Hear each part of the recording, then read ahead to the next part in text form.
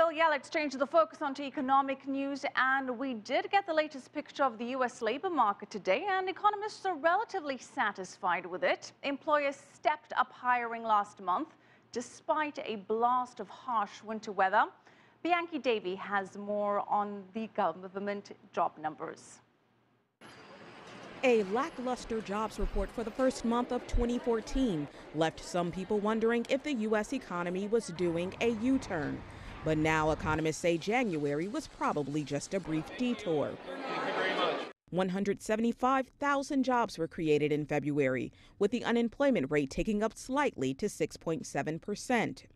That's due primarily to an influx of previously discouraged workers who are again optimistic enough to look for jobs.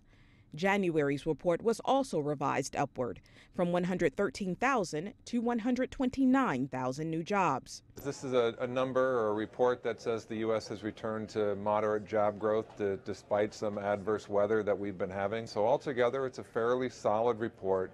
The freezing temperatures that blanketed the East Coast and swept across the Midwest had many economists and job seekers bracing for yet another frustrating month. But instead, the labor market showed strength in some potentially well-paying sectors. Professionals like engineers and accountants found work. There was also a jump in the number of administrative jobs filled. Education and health services workers got a bump too.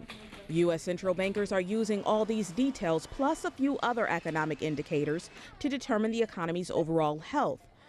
With signals pointing in the right direction, the Federal Reserve has started pulling back on its monetary stimulus.